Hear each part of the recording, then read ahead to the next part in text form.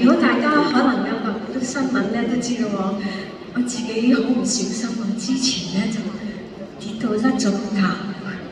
咁咧就不過都好彩，係不幸之中嘅大幸，而家都好咗好多㗎啦。咁喺度我亦都好想借咗呢個機會咧，係多謝每一位關心我嘅朋友。我正話跳舞 O 唔 OK 啊？多謝你哋俾我鼓勵。原來時間咧真係過得好快，由張圓圓第一日踏上舞台開始，到今日嘅張德蘭已經有60年啦。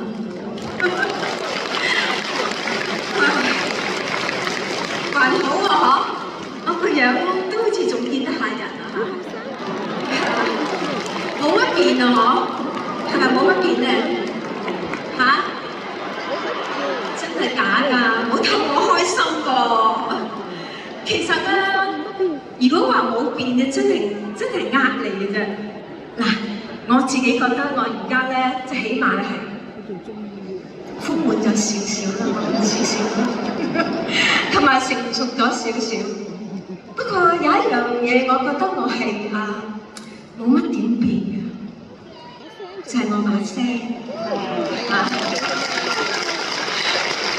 多謝你。當年我喺荔園嗰陣咧，係喎。今晚在座嘅你哋有冇去過荔園啊？有啊！咁我知道你哋幾多歲其實嗰陣真係香港真係好開心嘅，有好多嗰啲遊樂場，我記得我好多地方我都唱過。咁你哋記唔記得我哋當年荔園嘅時代係唱啲乜嘢嘅歌？高山青，仲有冇人知啊？突然間好似個細咗咁嘅。不過唔緊要，我同大家一齊入呢個時間廊啊！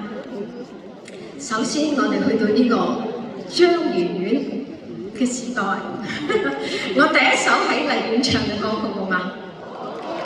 好，嚟啦！